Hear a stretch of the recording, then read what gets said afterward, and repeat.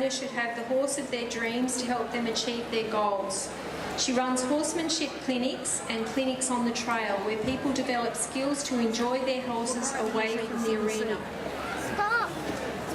I'm just trying to pronounce. Welcome everybody to the Barristock Arena this afternoon. And I'm here to talk to you today about finding your perfect equine partner. Now I'm sorry ladies, there's been a little bit of excitement about this demonstration.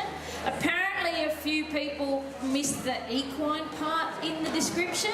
So unfortunately I cannot offer you a matchmaking agency today when it comes to humans. However, I'm more than happy to help you find your perfect horse. So, you know, I help people a lot with help with finding their ideal horse, and 7 years ago we created a little DVD called Please Can I Have a Pony, and the purpose of that DVD was to help guide people when they're looking for, whether it's their first horse or their 50th horse, to guide them in what to look for when they go to look for a horse. And out of that we've discovered that a lot of people have made some wrong decisions or been led up the garden path or have let emotion get in the way of practical horse purchasing. And any of you who've been through this will know that when you buy the wrong horse, it is financially, emotionally devastating. Okay? If it's the sadness of having found that horse that you think is ideal and then discovering that is not what you want.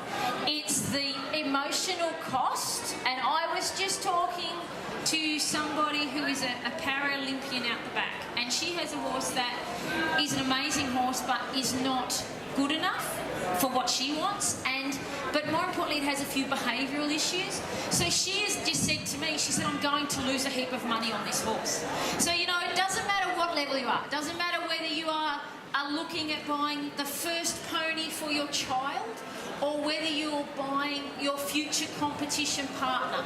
The same principles will apply. The problem with purchasing horses is that we let emotion get in the way. Now, we all love these beautiful animals. Anyone who doesn't know, this is Squiggles. If you're sitting in the Squiggles sand up in the Aqualuma Pavilion, this is the horse that it is named after. I love this horse more than I love my partner, okay? And he's not here, so I can say that, okay? The joke is I will get rid of Warren before I get rid of this horse, okay? So, you know, this is a horse that I have a lot of emotion vested in, okay? This is a horse that, you know, when I walk out to the paddock every morning and he stands there by the yards and he whinnies out to me, my heart does a little flutter, okay?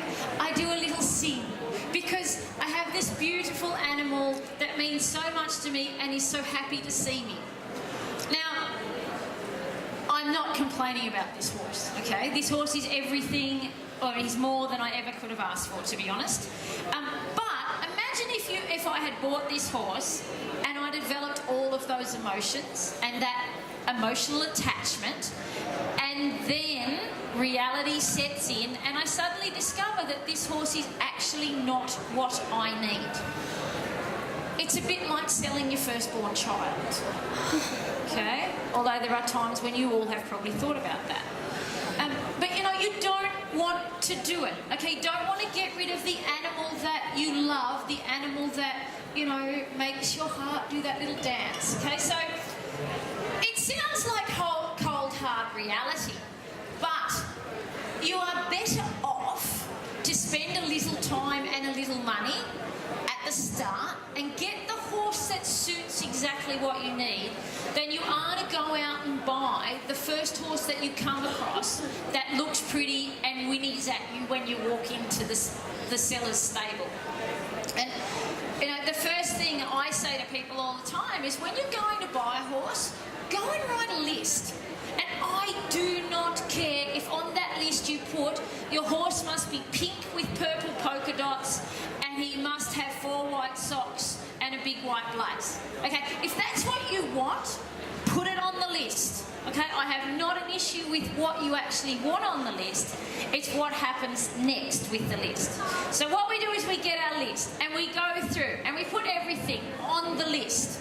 Now, the first time you write this list, there's going to be a little, again, emotion attached to it.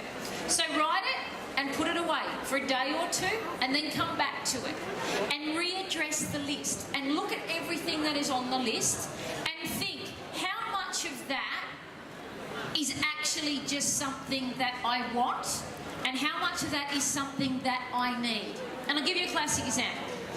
There would be no point you going out and buying a horse like this if you're a beginner rider, okay? Now, yes, he's yawning and he's going to sleep and he's wonderful. Come up tomorrow afternoon and you'll see what he's really like, okay? You know, you have to go and be realistic about your abilities. Now, I'm pretty realistic about my abilities, okay? I'm not particularly keen to get bucked off. So, you know, I'm not going to go and, you know, you see those ads for those horses that are, you know, they're a good project, okay?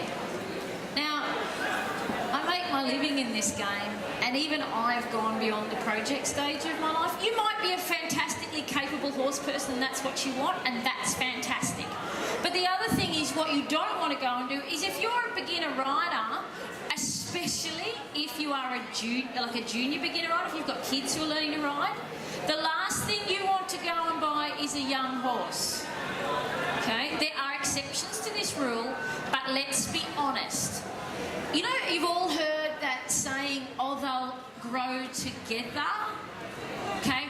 Those horses that are going to grow together often end up in my clinics with people going, I can't get on this horse, I can't steer this horse. Okay? So think about how much growing your beginner rider and your horse are going to do together. Okay? So you go through your list and you have your list and you have everything that you want and need on that list, and then you put it in order of preference, okay, or in order of importance. So the most important thing, if you're a beginner, to me, if you're a beginner rider, the most important thing you need is a horse that is safe. If you can only ride 2 days a week, you need a horse that can be left in the paddock for several days and gone on. Leaning over on the fence over here, we have my friend Adele Edwards, national champion barrel racer and former winner of Equitana. Adele rides every day. So Adele could go out and buy that young, unbroken, inexperienced horse because she has the time to put into it. But she's realistic about that because that's her job. Okay? If you can only ride 2 days a week, you know, you don't want that horse that needs to be ridden 5 days a week. So when you've gone through your list, put it aside. The more times you can leave that list and go back to it, the less emotion you take with you on the horse purchasing process. Okay? So what do we do when we go to look for a horse? Now, I used to take horses and retrain them and sell them. Okay, that was my job. And I'm fairly adept at writing an ad. Okay, now I've never lied in an ad, I need to say this. But be very careful what people write in ads. It's often not what they write in the ad that's important, it's what's not written in the ad that's important.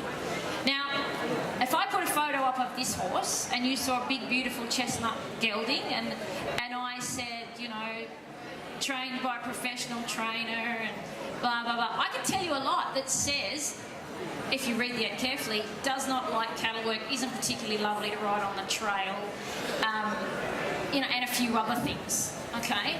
So be careful what is not written in the ad. So when you're looking at the ad and you've got your list next to you, go through, keep going back to your list and tick off if each horse actually meets the requirements that you're looking for.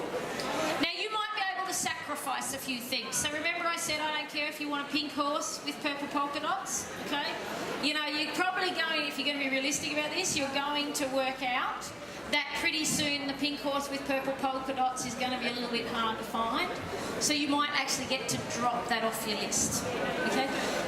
By writing things down and by going back to things repeatedly, all we're trying to do is make this a logical process. And I'll give you the classic example. Has anyone here bought a new fridge, freezer or dishwasher in the last couple of years? Yeah. Okay. Did you just go into the shop and walk in and go, gee, that's a pretty dishwasher? No. Okay? No. Okay? Nobody's ever called the dishwasher pretty. Okay? So, what did you do? Did you go and research about the dishwasher? Or the fridge or the freezer? Did you go and speak to the salesman, possibly at multiple shops, and learn what the different brands of dishwasher can offer you? Did you look it up online and research it? Did any of you who bought these things go and do any of that stuff? Yeah. Yet, have any of you gone out and bought the first horse you've seen? Oh, good girl. Glad to see that. Okay? This is the thing. Why treat buying a horse any differently to buying a dishwasher? And I know that sounds a little unromantic because at the end of the day, I'm selling you the opportunity to ride this beautiful animal cantering through the paddocks with the wind in your hair. Okay? But let's be honest. What I'm selling you is something that's got 4 legs and eats grass. Okay? And you are going to become attached to it, and you are going to have fun with it, and you are going to get to fulfill your horsey dreams, but you're going to have a lot more success with all of that, with a horse that actually suits what you want. Okay? So, you're going to go and look at your horses. You're going to start looking at horses, and you've looked online, you've looked in horse deals, you've, checked out everywhere. Word of mouth is always fantastic. I cannot, the best horses are always sold without an advertisement, and we tell a story about a horse I had, and he was a really nice horse, a really quiet horse. He just wasn't quite up to the level that I needed him to be, and we had a bit of a discussion about him, and it was decided I would sell him. I told 3 people that I was going to sell this horse, because there's nothing wrong with him in 1,000 ways. It's just that he didn't suit the level I wanted to go to. I sold 3 people I was going to sell him. 3 months later, I sold him out of the paddock. Okay? So it was just word of mouth. And that's, if you can find those horses, that's amazing, And if you're already having lessons or going to a trainer, they are the people who are going to help you find those horses, okay? People contact me all the time saying, oh, I'm looking for blah, blah horse. And can you look out for it, And of course, everyone wants that unicorn of the quiet horse that's done everything, that they don't have to ride every day, that's pretty to look at, that is sound, is 5 years old and it costs $500. Okay? And, we all know, in our heart of hearts, we know that horse.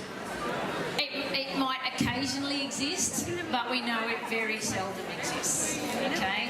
So, you have to be realistic about, again, what it is. And when you're writing your list out, make sure you include the budget. Okay? If you only have $3,000 to spend, only, says me who doesn't have $3,000 to spend, but if you only have $3,000 to spend, you might take you a little longer to find that $3,000 unicorn, but if you're willing to wait and you're willing to work on it, you will find it. The horse I had before this horse, it took me 18 months to find him. 18 months of looking, talking, researching, just seeing what was out there. So when you go to look at your horse, take a friend with you. Okay, now, I have to put a caveat on who you take with you. There are people to take and there are people to not take.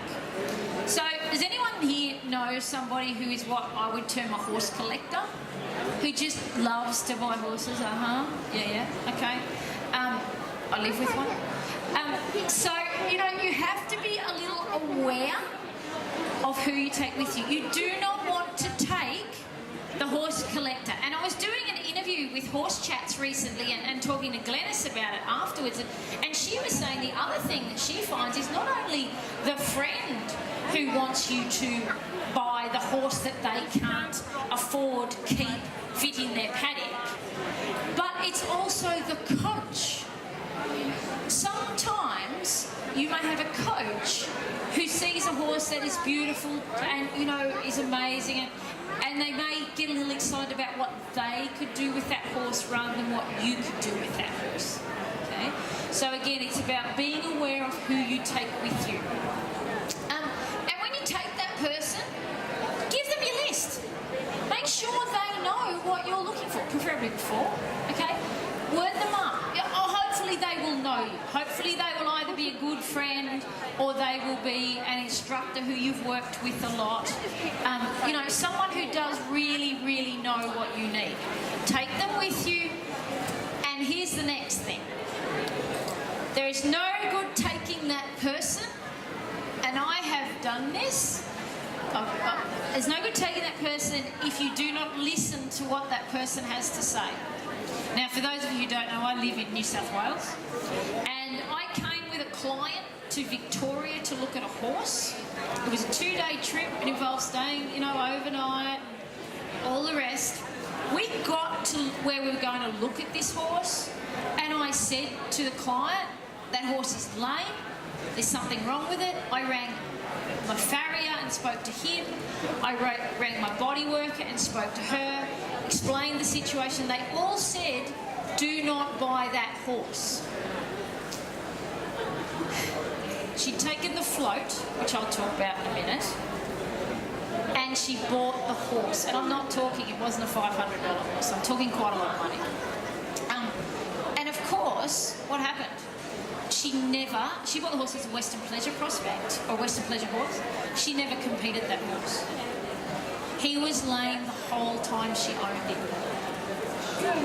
Now, if she'd listened to the three of us, she'd have saved herself a lot of money at the time, okay?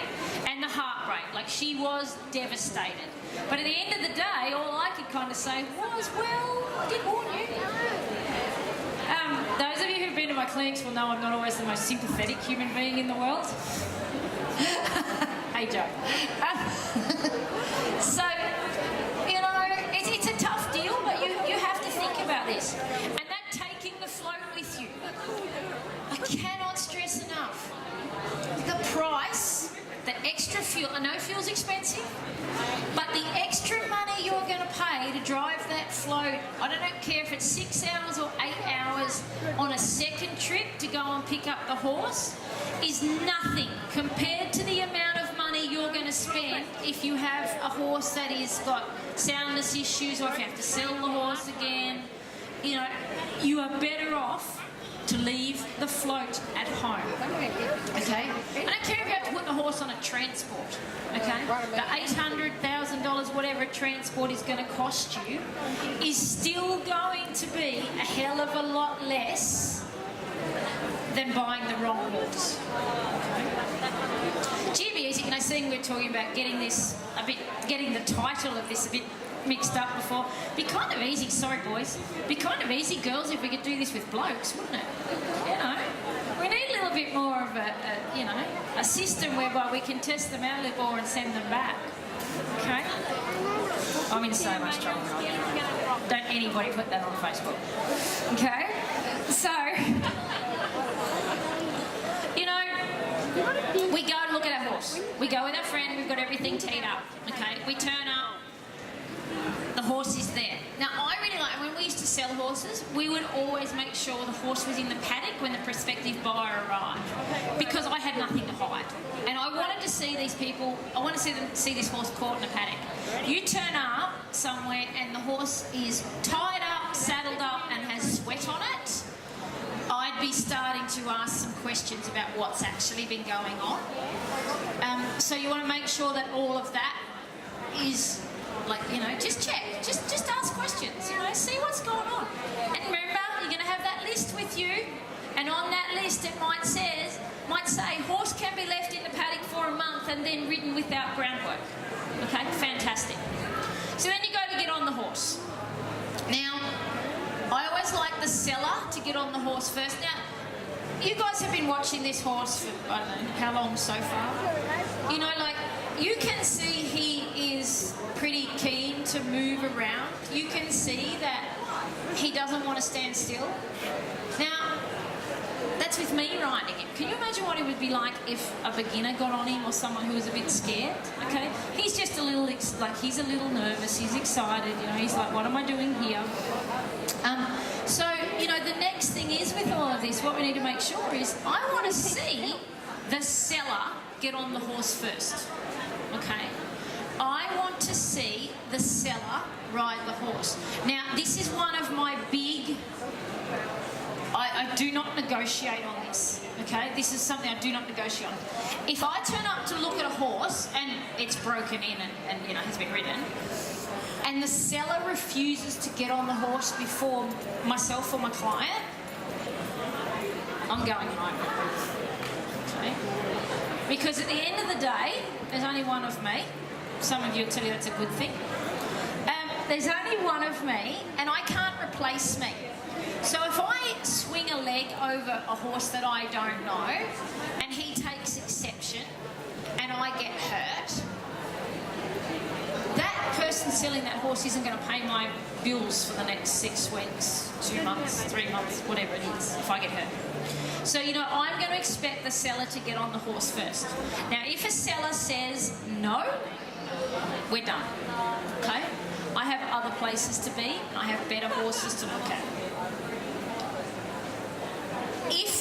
There's a couple of other red flags with sellers, okay? If I get a seller who is really evasive, who does not want to answer my questions, if I get a seller who is overly concerned about what's going on. Now, be very careful here. Overly concerned is not very upset that they're selling their horse, okay? I have seen, you know, we've all, some of you would have done this, put a horse in the float when you're selling it and burst into tears, okay? Like, some people can be very emotional about selling their horse, and it's kind of important that you guys respect that too. But if they're being evasive about selling the horse, that's when you have a problem, and that's when you need to start thinking, is this person telling me the genuine truth? And you know what, guys? I am not telling you that because we've all heard this before, I am not telling you that every horse person in the world is dodgy, okay? But answer me this. Do you guys trust every used car salesman you come across? What's the difference between a used car and a horse? It's still a used item, okay? And even though this fella has a brain and a heart, and a car doesn't, there can be as many underlying issues with this horse as there are with a car, okay? I can tell, and you know what, I don't know, this horse has just spent 12 months being patched back together. You know, I could have put him on, fill him up with bute and put him on the market and sell him, and you would never know he had a problem. I wouldn't do that. He's not for sale. Like I said, he stays, the partner goes, okay? So, you know, but unfortunately there is always somebody out there who thinks that they are more important than you. And I cannot tell you guys how often in my travels doing clinics around the place, I cannot tell you how often I am heartbroken to hear stories of people who have bought horses that were not suitable, or something was hidden, or there was an unexpected problem when they got them home. And I'm not saying in any way that, you know, you might go and buy a horse and you might get him home, and don't forget, this is a partnership that we're working on, okay? The reason why I'm telling you to take all the emotion out of the start is because I want you to have lots of emotion there in the future when you have an amazing equine partner who would lay their life down for you, okay? So, you know, you might go and buy a horse off a fantastic trainer, and you might get that horse home, and you might find that he has some unexpected quirks that you didn't know about.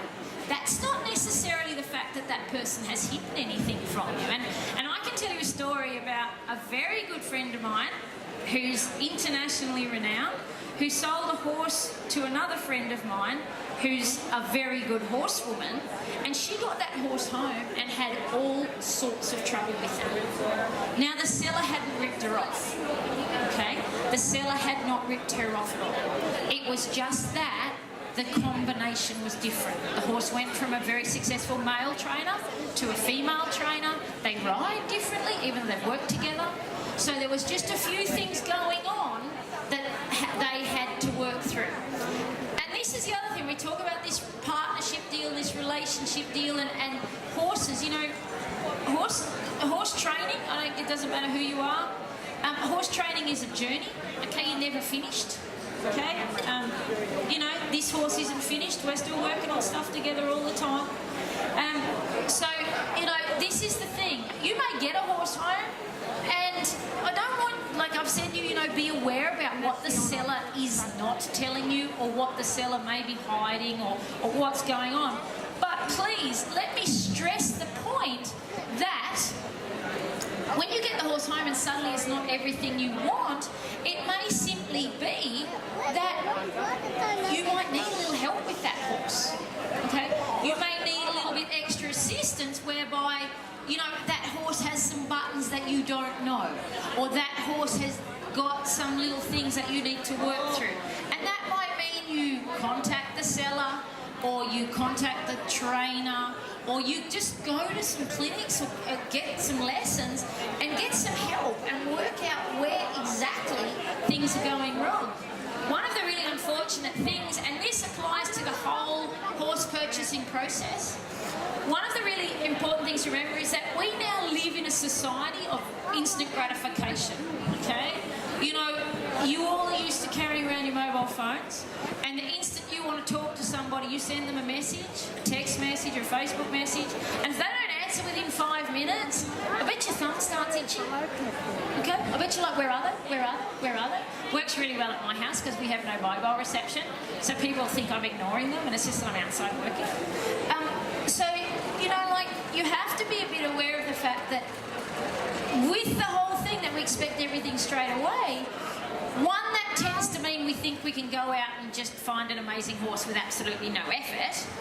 And two, it means that when we get the horse home, we tend to think that we can just get on and ride off into the sunset, okay?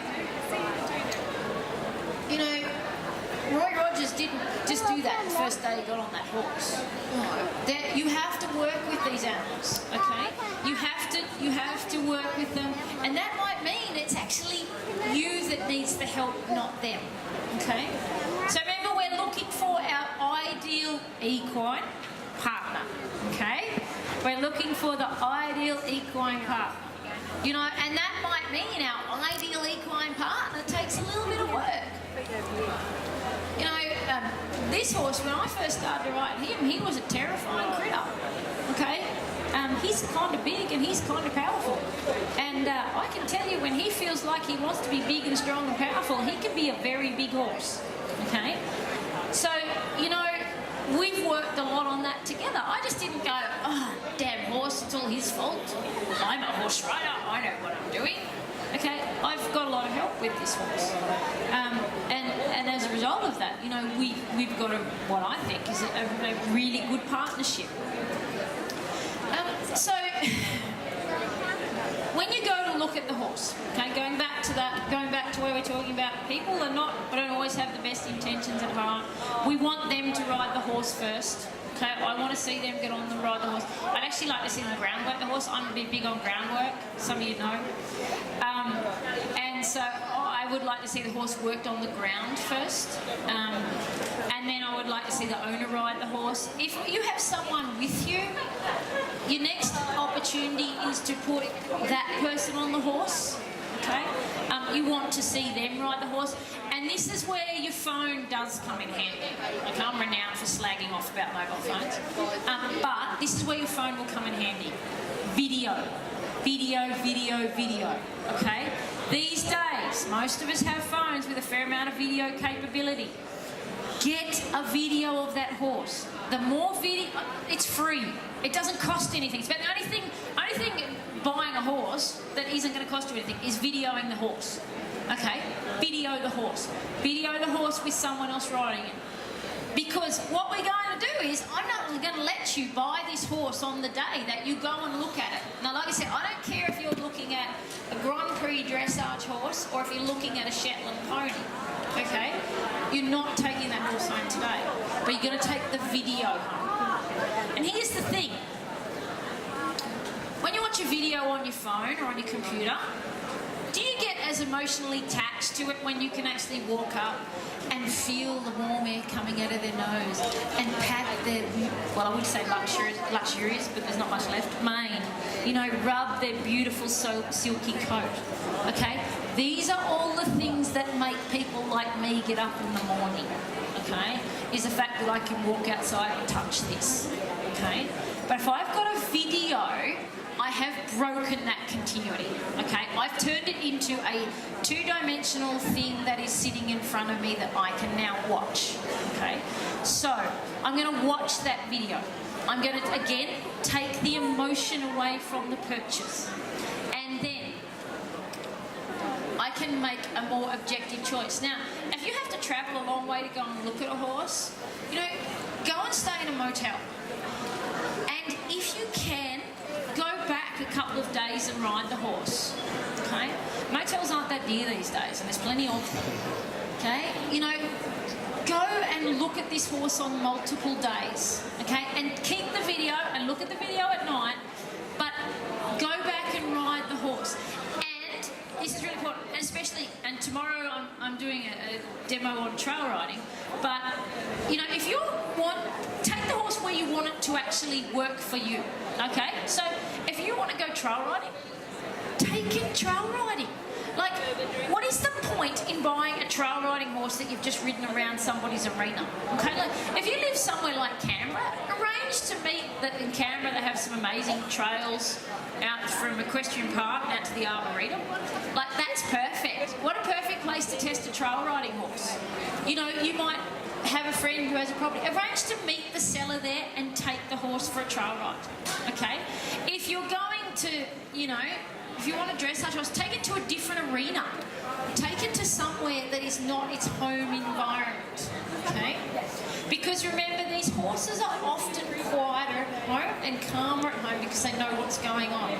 You know, these are a prey animal, okay? They have spent 70,000 years evolving by running away from the lions and the tigers and everything, and man who wanted to eat them. So when we're at home and they know the environment, they know the arena, and they know where every single tree is on the paddock, nothing much phases them. And then you get them out somewhere where they've never been, and suddenly everything is different and everything is scary, okay? So take them off the property. Ride them multiple times. Most sellers, if they are genuine, will be more than happy for you to ride the horse over several days. Okay? And keep that video. Keep looking, going back to that video, and watch yourself ride the horse. And I had this conversation with someone the other day. If I'm a beginner rider, okay, this will test you. If I'm a beginner rider and I go to ride a horse, okay, and I can't actually like rise trot, so I sit on my horse and I go like this. Have a look at this horse's body language, okay? Does he look particularly impressed about me right now? He would really like to get rid of me, okay? Now, he's got used to doing this stuff. Now watch him when I start to go back to rise trot and start flapping around his back. I can sit trot, by the way, guys. Okay, so now you watch him. I'll just trot along. And now I'll start bouncing around on his back. He's got used to me doing this crap. Now look at him. Does he look like he's a particular... Look at my legs. Does he look happy? Okay, now, I know that because I've been riding him his whole life. But if you're a beginner rider, you potentially cannot see how uncomfortable that horse just looked. You know, so here's the thing. You may be the person who's helping your friend buy this ideal equine partner. You may need to show them that video and go, do you really want to look at how bad you look on that horse?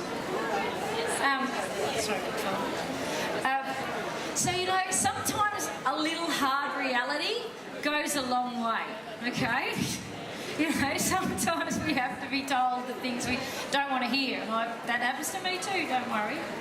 So I have a favourite thing that that I love to do with horses that are for beginner riders or inexperienced riders, okay? So, he's like, okay, I've had enough, you've been an idiot, can I go now? So, if I'm riding a horse for someone and I've got a beginner or an inexperienced rider, I have to ride like them. There's no use sitting here and riding like me, okay? I have to do the sort of stuff I just did. I might hang out over the side like this, okay? I might do this. I might just go like this. I might just flap around. Okay, now if I was looking for a horse for a beginner, this is the kind of stunt I'm going to pull, okay? I might look over this way and pull this way. Probably should look where the fence was before I did that. You know, he's very accommodating. So I'm going to look, I'm going to look over this way, I'm going to pull this way. Now, this is the horse that I can ride off my seat, you know. And he is just going, oh, really? You know, okay? So, you know, if you're starting to look for a horse for a beginner and you cannot do, especially kids, and you cannot get out here and you cannot yank like this and flap around, do all of this sort of stuff, you know, he's probably not. Okay, he is probably not your perfect beginner horse, okay? So, you know, I want you to get on and ride the horse to how you're going to ride it, okay? Now, if you want him to be, if you want to go and do dressage on a horse, you need to get him and gather him up. This is no dressage horse. And you need to see if he'll, you know, be soft in the bridle, if he'll ride into your outside rein, if you can apply your inside leg. I see a lot of horses at my clinics who think inside leg means go faster, okay? That's not necessarily true. So, you know, can I ride him like a dressage horse, okay? You know, can I ask him to gather up? Can I ride him like a Western horse? Can I ride him deep?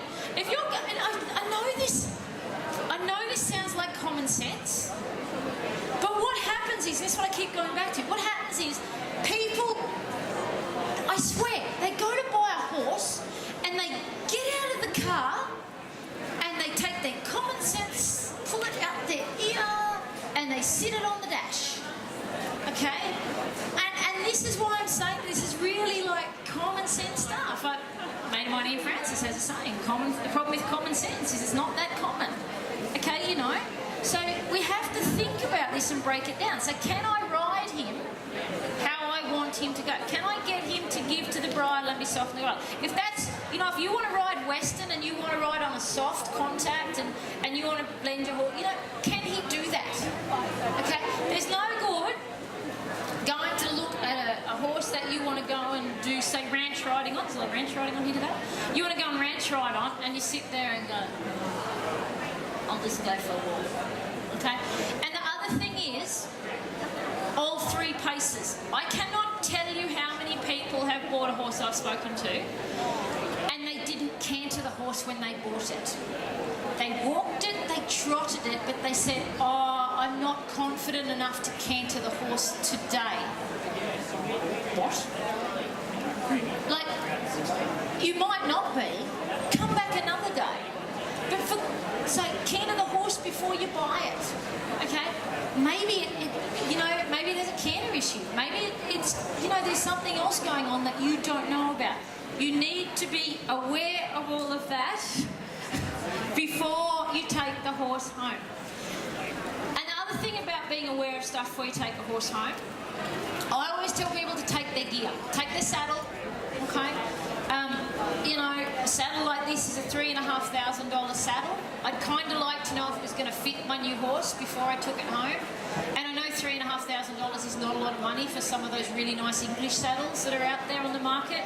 So, you know, take your saddle, see if it'll fit, okay? You know, if I took this saddle to test ride this horse, I would tell you it doesn't fit perfectly, but it, you know, it's okay. So, you know, that's just another thing again.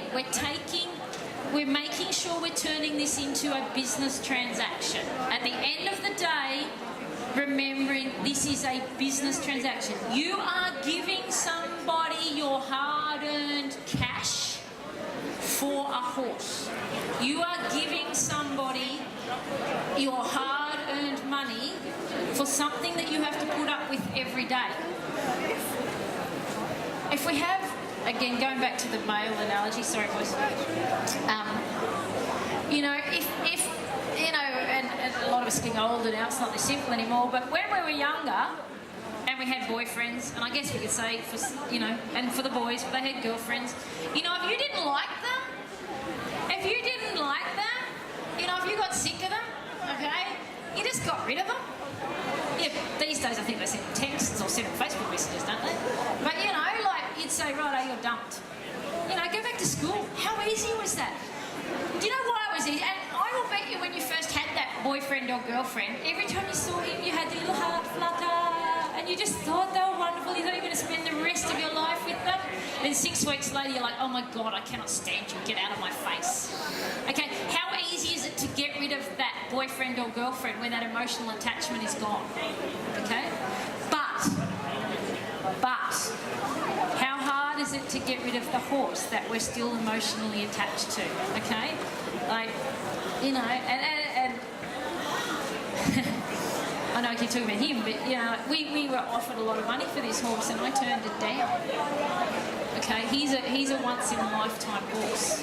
Now, I ride horses every day, and this is a once-in-a-lifetime horse. I'm going to sail this, and you know what's going to happen tomorrow, don't you? It's going to be disaster. But I'll still love him. I don't care, it doesn't matter. I'll still love him. But, you know, like, he's a once-in-a-lifetime horse. You couldn't get me to part with this horse.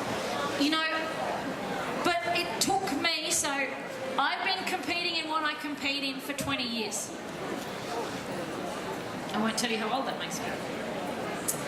Younger than some I compete with though. So, you know, it's taken me 20 years to get this horse. So, and like I said, he is a once-in-a-lifetime horse. So why, you know, don't be disappointed, guys, if it's going to take you 12 months. Like I said, it took me 18 months to find my second best horse. You know, don't be disappointed if it takes you a while to find that horse, and if it's a little bit of hard work to find it. You know, the thing about anything in life that you have to work for, it's worth it. You know, so treat finding your ideal equine partner a bit like you would treat finding your partner in life. Okay? We all didn't, thank God, we all didn't get married to the first boyfriend we had. Oh my God. When you think about that, go back to your first boyfriend. Girls, girlfriend for the boys. Go back to the first one you were really in love with, you thought, and imagine if you were married to them now. I won't tell you about mine. So, you know, just take some of the emotion out of it and look at it as a business transaction, and you will have a horse that will be your friend forever. Okay, you will have a horse that will help you achieve all of your horsey dreams, and you'll have a lot more fun with it. But thank you guys for coming today. I will be poking around at either ABHA stand possibly or I'll be about. So if you want to come and see me, if you've got any questions, please come and say hello. I don't bite. And yeah, thank you so much for coming, and so enjoy the rest of the week.